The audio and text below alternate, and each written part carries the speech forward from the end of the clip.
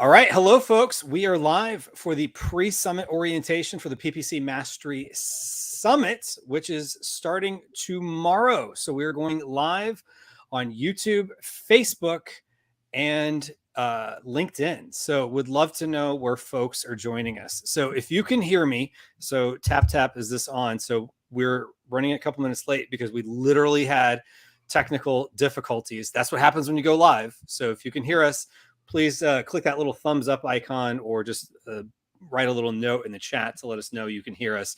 So I got a couple administrative things I'm going to do here in the background, but real quick, I've got Ryan Condie joining us from Quiet Light Brokerage because we're going to be talking about how you can maximize your involvement with an event like this. So Ryan, first off, thank you for joining us. Kevin, thanks for having me. This is great.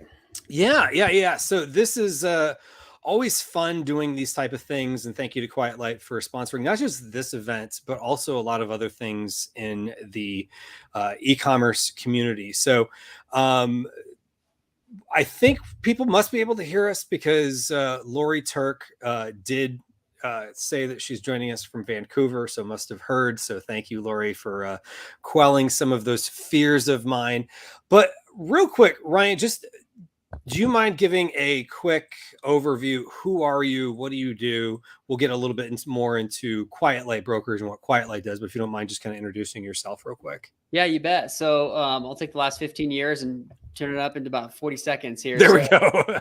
I've done everything from starting businesses to buying businesses to selling businesses. And I've spent years in the tech space and then switched over to e-commerce. I bought my first e-commerce business in 2012, back before Shopify made it as easy as it is, and Amazon was cranking as it was cranking now. So I did that and then found my calling and went more into acquisitions. I've acquired 5 businesses, had 3 exits. And then in that meantime, also in 2014, I started a candy factory where we scaled it to about 700 wholesale accounts and eventually got into Sam's Club and Walgreens. Nice. But I learned very quickly, Kevin, I didn't like managing 60 employees and I wasn't very good at it. So I joined Quiet Light over the last few years as I love the acquisition side of things. Nice. So you got into candy factoring. Can you use factory as a verb? Yeah, sure. Why not? Yeah. So we built a candy factory from scratch. It is gourmet chocolates and fudge. We realized there was no national fudge company out there and some gourmet chocolates. And so we scaled it to wholesale accounts and then eventually got it into Sam's Club and Walgreens. And in that time, I took it online, went to the e-commerce side of things. Kind of throughout that, we put it on Amazon. I've done 4 different Amazon FBA businesses. I've done Shopify-based businesses and kind of a little bit of everything in between. And we were running PPC at it. I'm not very good at running PPC myself, but I usually found good people to run it. But I'll tell you what, it was a lot of fun building a candy factory, but it's very difficult. So if anybody wants to know how to do it, give me a ring and I'll probably talk you out of it. So. Okay. Gotcha. But if you want to know about either the acquisition side or the selling side, which we'll get more into here in a moment. But it looks like we do have a few other people who must be able to hear. So again, thanks, Alex, Mohammed, high experts. We've got lots of experts on this summit. I don't know. I would give myself always that type of talk, but how to maintain ACoS during a ranking in a highly competitive niche, but overall sales for low for all sellers. So yeah, that's a good point, which I guess we can get into here in a moment. Like how does on the acquisition side, if you have things coming up with like low sales and things of that nature. Connie says, hi there, Houston here. So I'm glad. I have family in the Woodlands, which is North Houston. And I grew up in the Dallas-Fort Worth area, but I live in South Florida. So and I was born in Waco, so we're a lot of. Oh, you're born in Waco. Okay. Yeah. Gotcha. Does that make you a Baylor Bear fan? I moved from there when I was 3 months old, but okay. Got it. Ended up being raised in El Paso. So yeah, still. Oh, nice. Home. Yeah. Nice. Did you go to college in the state of Texas? No, I did not. I came up to Salt Lake City and kind of been here ever since. I've been in Salt Lake for about 15 years. Nice. Yeah. I moved to Florida after graduating from Texas Tech. So Red Raiders. Red Raiders, guns up. So we're good at basketball and baseball. And once upon a time, we were kind of good at football, but not so much lately. And then it looks like Alex is joining us from El Paso. So Alex, maybe you guys can share street names or something like that. But thank you guys for for jumping in here with your involvement. And so one of the things that Ryan and I were talking about offline as we were preparing for this is that, it's a lot about networking and things like this, even if it's a virtual event, and some of it is just having to get yourself out there and saying things. So one thing, just at random times, we're going to be not promoting, but maybe rewarding is the right word, rewarding the right behaviors of involvement and participation. So Lori was the first person to comment. So Lori, we're going to go ahead and give you Ryan's colleague wrote a book called Exitpreneur. His name is Joe Valley.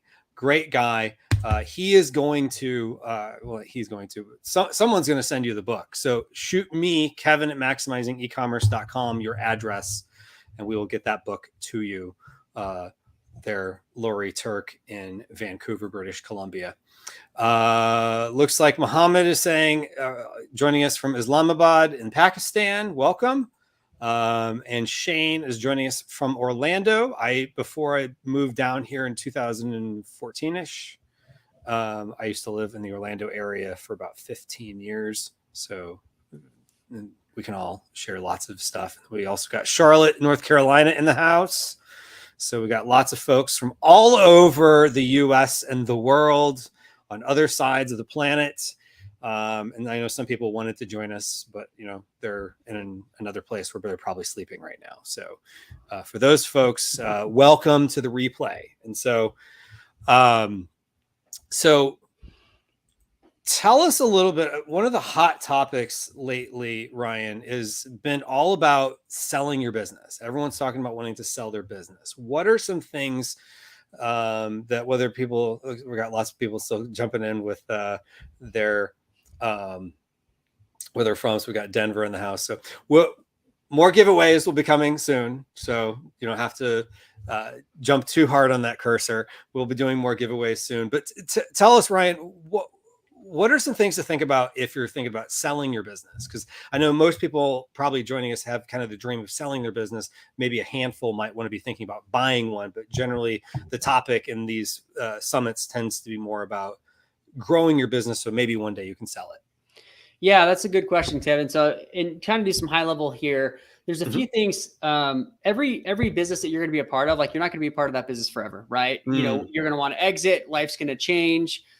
Or, through death, right? Like nobody stays with the business forever. And the businesses that I've exited myself, sometimes it was the right path for me as the entrepreneur. And sometimes I'd been running something for 5 or 6 years and I was just ready for the next thing, or I was ready for bigger fish to fry, whatever the reason might be. Or maybe you just run out of the skill set or the drive, right? There's a lot of different ways to exit. And most people think if a business is for sale, it's just a bad business. And we know that's not the case. So for the people who are in day in and day out, they're building their business right now. A few things to kind of keep in mind, and we usually focus on kind of the 4 areas with when you try to go sell a business, right? We call them 4 pillars of value. It's risk, growth, transferability, and documentation. And as you focus on these 4 areas, and happy to provide some additional materials, or this is all covered in the Exitpreneur Playbook by Joe Valley. It's a fantastic book, but these 4 pillars of value, you're taking your seller hat off and putting a buyer hat on. As you build this business that you're building, if you were to acquire it, what do you want to see in that? What would you want to see in that business? Where are the risks? Where are the upsides? And essentially what you're trying to do is, so much as entrepreneurs, we're day in and day out building our businesses, and we're okay with the lots of the risk. We've slept well at night, or, sometimes you don't sleep that well at night as an entrepreneur. And you forget that, different parts of your business are risky. You could be 3 or 4 or 5 years in and you just get comfortable with that risk.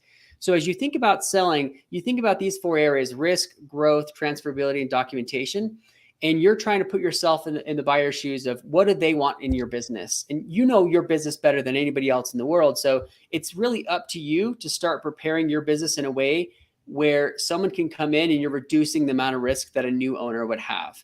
And I always say, there's great businesses out there. There's great sellers. There's bad sellers. There's good buyers. There's bad buyers. But it's similar, if you're looking for a spouse or a girlfriend, a boyfriend, whatever you're looking for. And how do you attract a good significant other? Well, you become one yourself. And that's the same thing when you are looking at, how do I get the best buyer to want my business? Well, build that business that you would want to buy, and then be that seller that is clear, has very, very documented financials and documentation throughout the whole process. Just be organized, be the seller that you would want to work with. And I think that's a critical piece that most people forget. Everybody wants that really attractive, amazing, significant other, but you have to put the work in to be able to do that too. Awesome. So we got to put the work in to build the business in a way that's going to be attractive to other people to want to buy. So, like I'm assuming when you sold the chocolate factory, you were having to set it up, not just for the things that you were comfortable with at the time, but also what would you hand over to someone else that they would be comfortable with and willing to part with a lot of money for too. Yeah, absolutely. People are coming to the table when you have a buyer and a seller, and the seller always knows more about the business than the buyer, right? They've been running it for years. They know where the skeletons are. They even know where the closets are that are hidden, right? Right. So every business will have black eyes. That's just how business is. And my own business is, there's also parts of it that like, yeah, it's definitely a black eye. We all have them. But as you go to approach and want to reduce the risk that a buyer has, the more they're willing to pay for your business, and the better that exchange will be, right? So as you are building that business, you really want to focus on where are the risks associated with my business and how do I mitigate those for a new owner? Got it. What are some examples of things that people in the e-commerce world could do to mitigate some of those risks to make their business more attractive, especially when you start hearing in the news things getting riskier in general? So I would imagine that probably makes some of the buyers a little shy these days. Yeah. Or maybe I'm totally wrong. So I would say the first thing is going to be inventory, right? So it's 2022, middle of 2022. We're beyond having just-in-time inventory. You can't have 2 months of inventory. You're going to run out. Well, then your numbers dip. And it's hard to explain to a buyer saying, hey, if our numbers, if we had inventory, we would have hit those numbers. It's kind of a he said, she said. So that is one thing where people are spending more and more money on inventory to have a longer leeway or just a longer runway. And I highly, highly recommend that. That would be probably one of the biggest things. But yeah, really when it comes down to what you can do from an e-commerce perspective, or even just really anything from an online perspective, that's going to be the main thing, is how do you reduce some of those risks? And I would say the other piece to it would probably be around, understanding your numbers. Buyers a lot of times, sellers will come to us and say, hey, our business makes X. Well, after you run through the numbers, you find out that the cogs are off and then none of the numbers make sense. You don't really know how much money you're making. And what that does is it doesn't allow you to reinvest in the areas of the business that are going to be most critical for you. Got it. Yeah. Your numbers, especially if you're talking about wanting to showcase it to a potential buyer, probably shouldn't involve the word I feel or probably. Yeah, it's more those I words know should probably accurately. exactly. Yeah. I know for a fact, based on the statement, well, and along those lines, we're talking about numbers. One of the things that's easy to do when you first start is to, you're not making much money and you don't have that much money to put towards an accountant or a bookkeeper, but you do. The hardest businesses that I've seen that are hard to transfer are the ones that don't have an e-commerce or an inventory-based a CPA or bookkeeper. The reason is there's unique ways that e-commerce runs their businesses compared to your normal brick and mortar service-based pest control company on Main Street. And so you really want to focus on having your numbers dialed in. And if you go to sell your business and your numbers aren't dialed in, you're either going to get way less for your business, or you might be going off the wrong numbers and still getting less for your business, or people aren't comfortable with that risk. You haven't, reduced the risk for the new buyer to understand what they're actually buying. And then you're going to have to go back in, hire an expensive bookkeeper to go in and redo the books from years past, where you could have used those accurate numbers as you're building it to reinvest and save costs in the right areas. Got it. So really what it comes down to is you want to really understand the numbers, because, the thing of it is, like, when you have personal finances, it's kind of like, especially if you have a job, it's, your income minus your expenses, what's left over. With a business, you've got a lot more moving pieces. Cash flow is not the same. It's not the same as your personal, because you're buying inventory for the hope of getting sales, months down the road. I mean, I'll just say this, going back to your statement about just-in-time inventory is gone. I just got a couple of weeks ago a shipment that I ordered in December. And that's not normal these days. Yeah. So it's nuts that, it could take 4.5, 5 months, 6 months to get a shipment in from China. Well, And that's not abnormal. And as we're talking about inventory, one of the things that I see most sellers overlook, and I've done this many, many times in my own businesses, is having a backup supplier. If you have one supplier, there's only one supplier in the world that can make your specific product. It's actually quite risky, because having been in the e-commerce space for 10 years, I've had friends lose entire containers full of goods, fall into the Pacific Ocean. I've had friends, factories have burned up. We burned down, we've seen it with rolling blackouts in different parts of Asia. We've seen, different factories shut down just because of COVID-19 or whatever it might be. So I would highly recommend, based on the products that you're selling, you need to have a second and even a third. And even if those second and third options are more expensive, it reduces the risk for a new owner. It actually reduces the risk for you too. And sometimes, you're only submitting a PO to them once a year just to kind of keep them on their toes and keep your first supplier. But, as a buyer, I always think some of the riskiest things I see are only having one supplier in the world that can make your specific products, because we all know a lot can happen. That factory can change hands. They can have their supply chains go awry, and it just comes back to you. And as an e-commerce seller, and most sellers online, if you don't have product, you don't really have a business. Yeah, exactly. You have to have something to sell and someone to sell it to. And so hopefully Amazon and PPC gives us the who to sell it to, but we still have to have something to sell, because as we all know, you can bid all you want, but if you don't have product, you don't have stock, it's not going to do you any good. So you have to have the inventory. And so one of the things I would also suggest to people, now we have kind of a similar question along those lines about how do you estimate a budget to advertise based on inventory left for any brand for more than 90 or 180 days. I'm not fully sure I understand the variables of what this question is. Really what it comes down to is you want to figure out, whether you're using ROAS or ACOS as your measure, how can you be profitable? Now, if you're asking for, you have product that's starting to get stale, you want to get it moving. So from a stale inventory standpoint, like if, how would that look for a buyer if inventory is getting stale? Because this is now we're starting to get into, you don't want to be just in time inventory, but you don't want to be too, you don't have 3 years of inventory on stock. So yeah, there absolutely is a level, right? And so when it comes to inventory, if you have slow moving inventory, most buyers are either going to not want that inventory. Maybe it eventually sell, but it's going to take 18 months, or they're going to want that on consignment, right? To kind of hedge their bets a little bit. Now, if you have inventory that, you knew how, now you have a new edition and like that one just doesn't sell anymore, or the color was a complete tank, right? I would, not knowing all the intricacies about everybody's businesses and products, we want to get those moving fast just to free up cash flow for you on your end, right? As the business owner, most people don't want to buy dead inventory. That's just the cost of you as the entrepreneur, you're building the business. And essentially someone is coming to buy your business to skip the first 3 years, 5 years, 10 years. So they're paying a premium for your business because they don't want to have to go through the same things that you have. So that's part of the learning. And I've been stuck with, I joke around, but years ago, I started a pickleball brand, Kevin, and this was 8-9 years ago, and way before I knew what I was doing and way before pickleball exploded across the nation. And I ended up with 20,000 pickleballs in my garage because I thought I was just selling them to a bunch of 85-year-olds. I was a little bit ahead of my time. And so, at the end of the day, I had to figure out a way to kind of move those pretty quick. And I've got a very supportive wife who was okay not parking in our garage for 2 years as I kind of slowly got rid of those. But we all have those. We all have products that don't sell and don't move. And that's kind of the cost of doing business.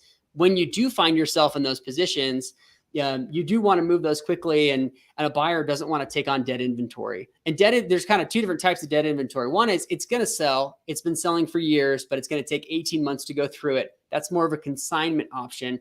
But the other side is it's dead inventory. Nobody wants it. It's just a bad product. In that case, nobody's really going to want to buy that inventory. I don't know if that was helpful though. No, that is good. So some of it is, get it moving. And so if you have, so one of the things to think about with a budget, and going back to my statement about, think about ROAS or ACOS. So if your margins are, let's say 40% ACOS, I'm just using this as an example, is your break even, and it's not moving, maybe you want to shoot for a 50 or 60% ACOS and something like that. Because once you kind of get the flywheel going, maybe you start getting more sales and start getting more organic sales. So maybe your overall tacos might still be break even, but now you're clearing up cash flow, because otherwise inventory on the shelf is like, you might as well just take $100 bills and just put them on a shelf and don't do anything lay them with there. them. Yeah, Yeah, just lay them there. And everybody's got different products and different competition in the industry and what they're trying to do. And if they're trying to, have your PPC sales kind of help with your organic sales, those are all kind of complicated subjects that it's hard to cover as like a balloon statement or, overarching statement that's going to be across the board. But, if you do have product that's stale, you do need to get it moving, and hopefully the organic sales are going to come, right? Based on the industry that you're in. Well, good deal. Well, it sounds like we gave a acceptable answer that our friend here, Anu Suya, hopefully I said that right. Thought that was helpful. So, all right, good. So we're going to talk a little bit more here about the overall summit, how you maximize your time in this summit. And so I know some people have a VIP upgrade, so you have the ability to go to our VIP Q&A sessions, which we've got some amazing speakers that have said, yes, I want to be there to answer questions. So that's going to be 2:00 p.m. Eastern each day. We've got, regardless of whether you are general admission or VIP, at 9 a.m. Eastern time each morning, starting tomorrow morning, Tuesday morning, we will be adding additional sessions. So lots more information coming to you, and we're going to show you a little bit more of what to expect once you start seeing the sessions come in. But before we get into the nuts and bolts, click here, go there, I want to ask Ryan, how do you go to conferences, whether in person or virtual, because we are trying to, in some ways, replicate the in-person experience virtually. So maybe we can talk about either way, and then how you might suggest for a format like this where it's virtual, and you have like a Facebook group, or you can comment on speaker sessions and things like that in the members area. What are some advice you would give to folks? So that's a good area. I love this topic, Kevin, because I honestly think my career is not where it is today without conferences. And I'll talk a little bit about just some of the things that I've done with my own conferences. And I've been sponsors of conferences, vendors, attendees, you name it. I've been everything. And we can talk kind of higher level, and then like maybe what to do on this kind of virtual format, which could be helpful maybe. And I think I've usually approached conferences as like a 3-2-1 format, where I'm trying to find 3 people I can help, 2 people I know are going to be there that I can meet, and then 1 critical problem in my own business that I need to solve. And so just kind of give you some perspective, or like maybe some backstory about it, is you can't just show up to a conference like without a plan, right? Because you need a plan. You need to, there's only so much time and money and resources you can throw at conferences, and you can't go to everyone. Okay. About 5 years ago, I spent $3,000 to fly to this conference and meet one guy, because I knew he was going to be there. And I had messaged him, and we had kind of gone back and forth. So it wasn't blind, but I ended up talking with him for hours. We went to lunch. We became really close friends. I ended up meeting 4 or 5 other individuals that were there that I felt like have been super critical to my career. And that one person is still, I consider, one of my mentors, right? I still look up to him. And my wife and I look back at that $3,000, and she's like, "You're crazy. You're going to spend $3,000 to meet this one guy." And I'm like, "I think it'll be worth it." And it is, that has proven 100x, 200x compared to the value that I received from that. And years later, even after that, I joined a smaller group. Still, some of these conferences can cost a lot of money, hundreds, if not thousands of dollars. In that group alone, I look at a lot of my business partners and people that I've even interacted with on multiple levels, and I'm still partners with people I met through that group. So whether it's like a mastermind or whether it's a conference, there are so much value that can be had here. And to me, my career would not be where it is today without that one mentor who was kind of pivotal in my e-commerce career. So, when you're thinking about those 3 people to maybe help, I'm a firm believer that the more people you help, the more it flows back to you. You might think, oh, I should find 3 people to meet. No, find 3 people to help, because you don't know, within your business, you're an expert in something. You're an expert that you can help someone else. I'm a firm believer that it's going to come back to you. That karma will come back, and that person leads to another person, leads to another person. It's all kind of this intricate web of connections that you make. you always want to go to a conference, whether it's virtual or in person, with two people you think are going to be there. They could be speakers, they could be whoever, right? It could be friends, it could be people you've interacted with online. And these conferences are starting to open up of the, from the last 2 years, right? Do your research, figure out who's going to be there, and then, put yourself in, serendipity positions to be able to take advantage of those. And then that last piece is obvious, like the critical problem to solve. What are you trying to solve within your business? And be honest here with yourself and be honest with people out there, because, not everybody has it figured out. And people who claim to have it all figured out, red flags go up. And, sometimes, if you're just sitting down, you're in a Facebook group and you're posting one of your problems, or you sit down at lunch at a conference, you just start talking to someone, you're like, yeah, I had this issue in my business. You'll be surprised how many times other people have seen that same issue. They'll connect you to other people, connect you to agencies to help. But that's usually the format that I've kind of focused on. But we can dive further into any one of those, Kevin, and dive into like how that might apply on a virtual standpoint too. Yeah, that's great. And I totally agree with you that sometimes we get caught up in the content, which, hey, I'm the guy who's hosting a summit and I'm pitching it all and selling it all based on the content. But a lot of it is the community. And that's kind of the side thing, that the ninja hack, so to speak. That's not really a hack, but it's that thing that like a lot of times people don't really think about, especially at a virtual summit. So just showing up live to things like this and commenting. Yes, we've already given away a book and we'll give away more stuff here in a moment. That helps, because sometimes people are also more likely to be more forthcoming with you, or maybe you can create like a, mastermind or something with other people, or just bounce ideas off in like, a Zoom meeting, like private one-on-one with just not random people, but people that you got to know that they're not random because you met them at something like this. So you've given yourself that opportunity, or helping other people, like post questions in the Facebook group, talk about what you liked, what you didn't like, whether it's a Facebook group for this summit or just in general, help other people, not just, hey, I have questions. Maybe you have questions, but other people have questions that you probably can answer intelligently. So I think you nailed that too, Kevin. Like in person, you hang out in the hotel lobby, you hang out in the lobbies of these areas after hours, because that's where you just run into different people. And I've run into just random people at the hotel restaurants that were part of it, and we're all kind of connecting and kind of that lull time. How it works virtually is, people are posting in these Facebook groups and posting in different forums, actually adding value and responding there. People take note of it, right? And people will follow up and they'll reach out. So you're kind of adding value. And the more you add value, more people are going to reach out and say, hey, well, what are you working on? What are you doing? And how did you learn X, Y, and Z? And it all starts with answering other people's questions, adding value to what they're doing, and kind of being a little bit more liberal with the information and time that you might have. Yeah, exactly. So that's one way you can help other people in this type of environment. We had a couple of comments here just to catch up on comments. Muhammad had said PPC is like playing chess all day, which it totally is.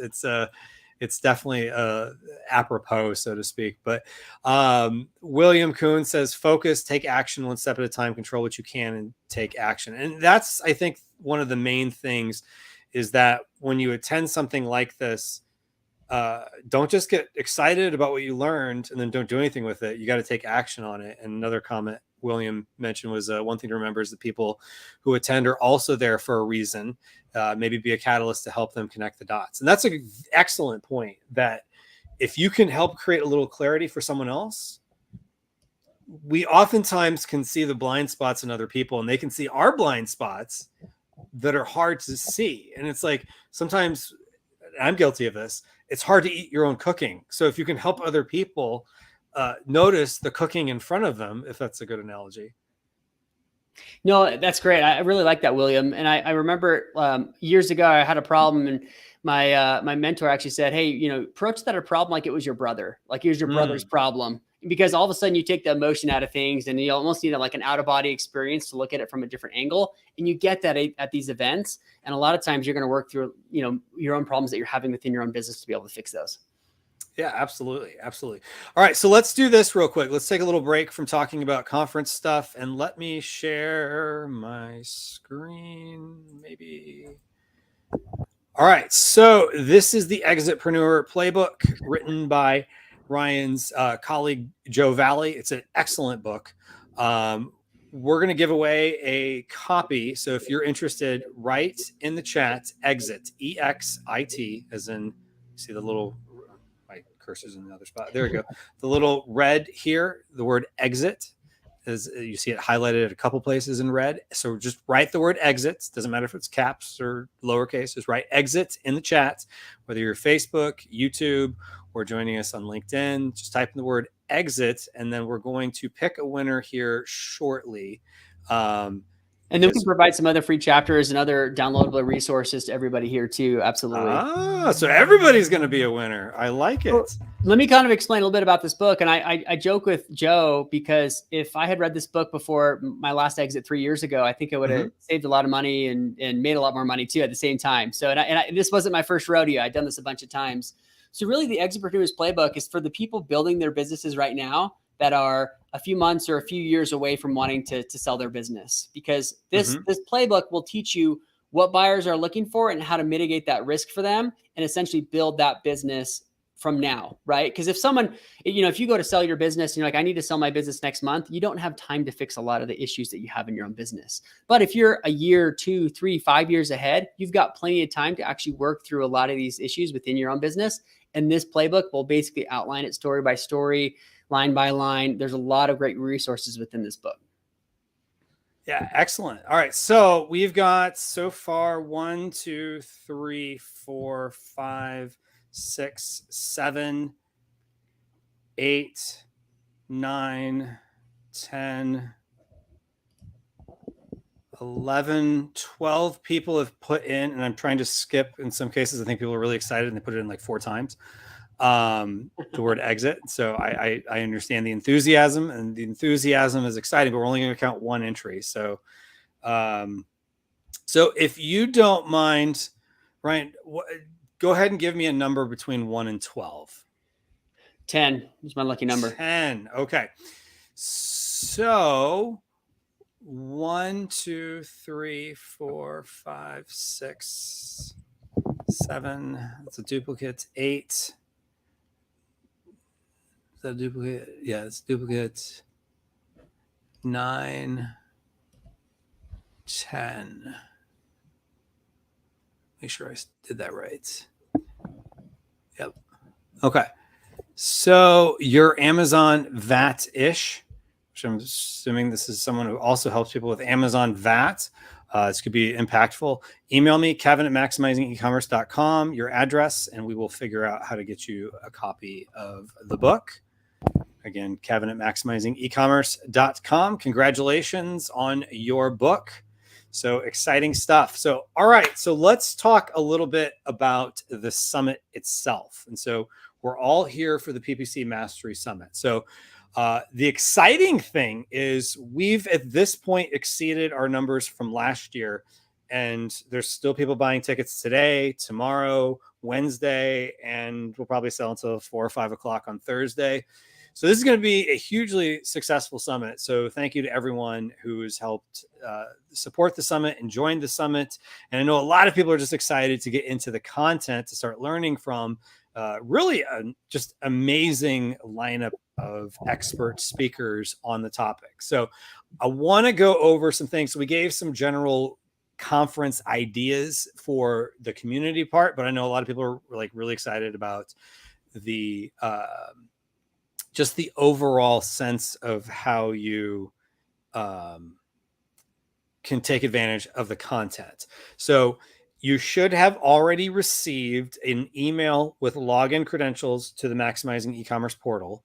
And so you would go to PPC Mastery Summit 2022 when you're within the portal, and it's going to look like this, probably. So if you're on desktop, you'll see this little menu here on the left, which we'll get into here in a moment. If you're on mobile, it's probably going to be like a little hamburger menu, which is the 3 lines. And then for whatever strange reason, the system that I use to host this, if you're on tablet, you might see a circle like on the left. Usually it's on the left of the screen, and you click that to get this menu. And so depending on the size of your screen, might depend on where this menu is. So this is going to be where the content is. So each morning we're going to add Day one will be tomorrow, Tuesday, and then Wednesday, and then Thursday. So at 9 a.m. Eastern time, it will be up and ready by that point. And once we add it, so for example, these sessions here, so if you wanted to see like Stephen Pope, for example, he's got burning questions to PPC, or answers to burning questions, I should say. You can just click here, and then you could watch his session, fast forward through it. He's got a couple of links mentioned, and the same thing with everybody. So just go through all the other speakers for the day. You'll see over here, as well as you can see over here. So we'll go through these. Now, one of the things, and this goes back to, it's good to be a commenter, not just because Kevin and Ryan do giveaways from time to time. You can also, I think, make a difference for the speakers who, in some cases, maybe you've viewed their content before. Maybe you're like, I've never heard of this person, but they're amazing. Comment. So we have this comment section. Leave a comment down below, letting people know what you think. And that means the world to these people. They're donating their time basically to give, great presentations or answer questions, give you strategies. A lot of them are giving away their best stuff. And all you got to do is just show up. And so they would love to have the ability to hear your feedback down there below. So one other thing there too, Kevin, is having spoken at a lot of events, you don't always get a lot of people to reach out. So if you reach out to someone, or they're an expert in a different area, like, you can reach out to these speakers, because not a lot of people reach out to the speakers. That's a hidden secret. Yeah, that's so true. That's so true. Is that a lot of times people just assume like, oh, they're super busy. In some cases they gave their email address. Reach out to them if you have a specific question. These people want to help, and they're people that they're at this summit for a reason, because they have a knowledge base that is going to be helpful for you. And so we brought them on for a reason. Now, that doesn't mean that like they're going to jump on and spend 6 hours going through all your things for free. Maybe that's something they offer. I can't speak for them, but generally speaking, if you just have like, hey, here's a basic question I had as a follow-up to what you talked about in your session, people love that kind of stuff. And who knows what kind of dialogue that might open up for you. So, all right, so let's go through a couple things. So we got a couple of questions regarding the summit itself. Can we get the content of the summit? So if you've not already gotten your ticket, if you go to ppcmasterysummit.com, let me see if I have that. Yeah, I do actually. ppcmasterysummit.com. You can go there, grab your ticket. It's $7, and you get access to all of these sessions. Once we make them available for you, you can get them. You can get access to them until at least midnight on Thursday, the 19th. So as we just add more content every day, I don't take it away until the summit's over. So once the summit's over, if you have a VIP upgrade, which you can go to maximizingecommerce.com/VIP and upgrade your ticket, you would get the ability to do a couple things, including having lifetime access to the sessions. You also get Q&A sessions with speakers that are exclusively for VIPs. And we've got a lot of really cool speakers that have signed up and said, yeah, I definitely want to be in these Q&A sessions. So those are going to be awesome. And you get a little bit more personalized attention where you can ask kind of not face-to-face because it's over Zoom, but it's an exclusive, intimate environment where you can ask those type of questions to the speakers. And then also you get a $50 credit with PickFu, which is a nice thing. So let me go back over here to comments. So, all right. Show up to the training having already researched the speakers. That's a good idea. And so one of the things too is if you are on limited time and you're trying to maximize the 3 days, and maybe you're not comfortable with VIP, you're on the fence, or just 100% comfortable with just having the general admission ticket, which is great. The nice thing is I would take a look at the schedule. So if you wanted to see the schedule, if you're on the home page here, you can see by day which speakers and which topics you have. And so not just which speakers do you like, but what topics are going to be most beneficial. So as Ryan mentioned earlier, really think through what is the problem you're trying to solve. So if it's something, I'm assuming it's going to be PPC related. If you're here, is it you need more page views? Is it you need to convert more sales? If is it, you know, keywords? Is it strategy? Is it whatever? Go through these and really kind of say, okay, these are my priority ones I want to make sure I watch. Because once it's gone, it's gone. And so make sure you can take advantage of these when you can. Now, the nice thing is the way we do this is it's not like it's live stream for an hour. And if you miss it, you miss it. It's once it becomes available at 9 a.m. Eastern time, it's available till the end of the summit. So that's one of the things we do. And then you can also check out the live sessions, kind of like the one we're doing right now. So we're right here throughout every day. We have live sessions. And you can catch the in YouTube and the Facebook group, you can catch the replays with the exception of the 2 p.m. Q&A sessions with speakers. Those are live only just because we want people to feel comfortable asking questions. So anything jumping out to you, Ryan, as I'm kind of going through this? Those are some really impressive speakers. I went through and recognized a bunch of those names. It's going to be pretty phenomenal. I didn't even see some of the topics. I just went through some of the names. Mm-hmm. And then I think as people are approaching these, each category, usually I think there's two things. Like when you have a teacher or presenter, there's the information being presented, and then there's the student who's receiving the information.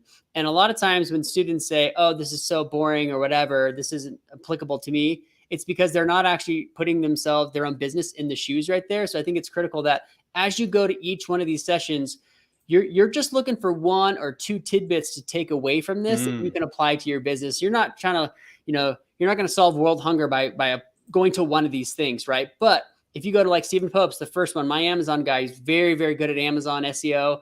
Mm-hmm. You're going to try to find one or two things that you can apply to your own listings to improve your listings in your business. And then you're not going to revamp your whole business by any one individual one, but as you walk away, you're going to have 5 or 10 things that are going to be, pretty instrumental to your business.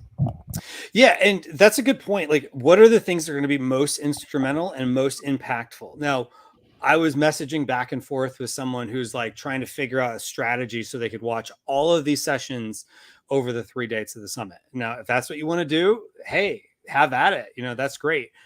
Just keep in mind, you also have to implement what you learn. And so sometimes it's better to focus on what's going to be the most impactful for your business, or if you're helping someone, what's going to be impactful for the business that you're serving. What are those things? If you focus on those, that's going to be a big thing. And like Ryan said, and not just focusing on everything, trying to absorb everything, because some of it might not even necessarily apply to where you're at. And so if you know for yourself, you can be very laser focused on which ones you're going to.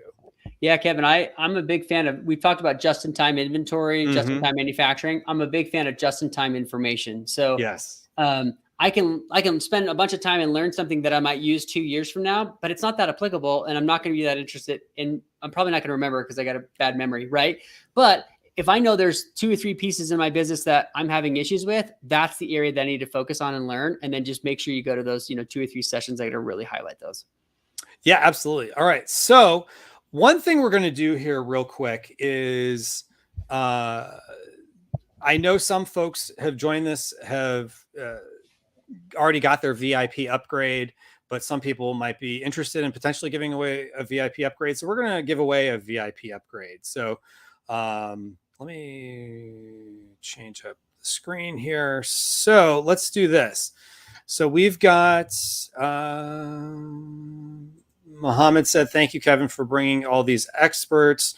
Really appreciate your hard work. My pleasure. William said, pro tip, go to LinkedIn, YouTube, Facebook to find speakers and learn more about who they are, their background, and what they're doing, providing value. Absolutely. Mohammed also said, oh, yes, in relation to what we were just talking about. So let's do this. If you have a general admission ticket, you didn't take the upgrade, or you didn't take us up on the ability to get the upgrade to VIP, and you would like a VIP upgrade, which will be complimentary. And this is only for folks joining us live. So if you're watching the replay, make sure you can join us live, because there's going to be giveaways. Go type in the chat VIP, just VIP, as in very important person. We're all very important people, but some people have upgraded to the VIP, which is just a term, of course. We're all very important to our moms. That's always yes. We're all very important to our moms. My mom actually was calling me just a minute ago, probably because it's her granddaughter's birthday. So that's a fun thing. So, all right. So we got people jumping in here saying VIP. Wow, you're so generous. I appreciate that. Really, it's about creating community and making this a fun thing, because we want you to show up live to things, and not just so we can give away stuff and people say nice things, but really because if we reward the right things, like coming in and participating, it's going to be a better experience for you and everyone else around you. So that's one of the reasons why we do this. It's not just we're trying to be generous. We have sinister motive. No, it's not sinister. There's other motives behind it. So all right. So this is going to be last call for VIP. So 1, 2, 3, 4, 5, 6, 7. So let's do this. So if anyone is interested in the VIP upgrade, so we said, is it still 7? 1, 2, 3, 4, 5, 6, 7. Yeah, still 7 people have put their name in there. So let's do this. Let's go to share the screen, random.org. 7. Lucky 7. So I think we ended up with more than 7, but you got to be quick on the draw. Or if you were behind on the replay, sorry, folks. But all right. So don't forget about the Facebook viewer. I do have Facebook viewers. I'm going to show you behind the scenes here, actually. So let me, this is going to be very meta here in a second. So let's do this. So we've got 1, 2, 3, 4, which you can see Facebook's on here. 4, 5, 6, 7. So 7 is Alex. So Alex Lopez, congratulations. You won the giveaway. So congratulations to Alex. So just shoot me an email, Kevin at Maximizing E-commerce. If you want anything, shoot me an email, Kevin at Maximizing E-commerce. Now, I think we had another, you said everyone was going to be a winner. Yeah, absolutely. So we'll provide, Kevin, to you a bunch of resources and free chapters from the Exitpreneur Playbook that will go to everybody who showed up today. Awesome. In fact, we will even put that in. If you go into the members area, there's going to be a digital swag area. We will make that part of Quiet Light's digital swag. And so you can check that out. And I would highly recommend getting the book, even if you're even on the fence about in the next few years, possibly selling.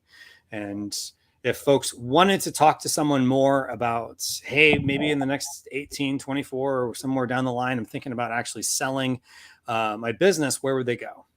So you can go to quietlight.com. So Quiet Light, just like it sounds.com. And there's a form there at the top, and it'll come to me or one of my fellow advisors. And we'll jump on a call with you and dive into your business, learn it better, tell you what's happening in the market, walk through valuations.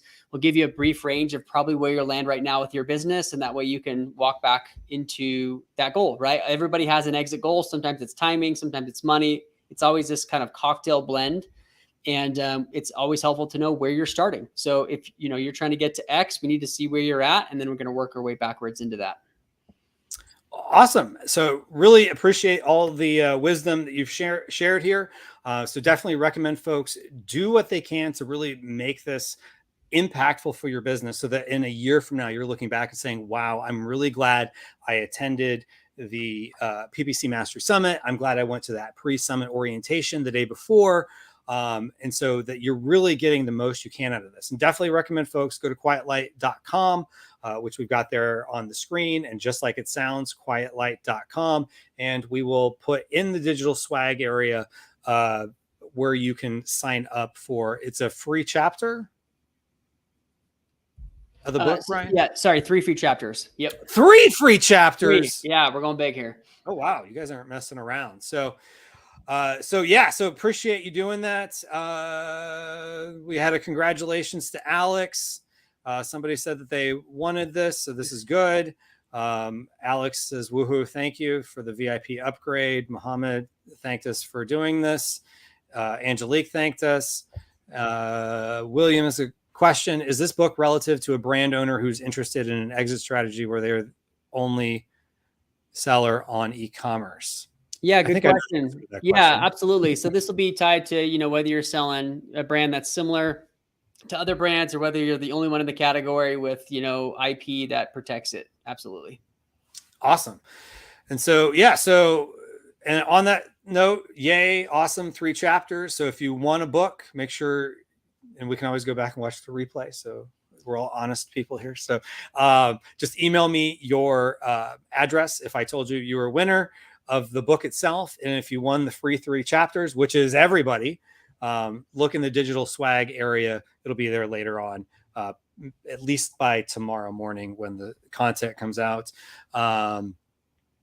People are thanking us for an awesome day, which we haven't even gotten started. So I'm glad that people are taking a lot out of this session, which is really great to hear. That's one of the reasons why we put this on.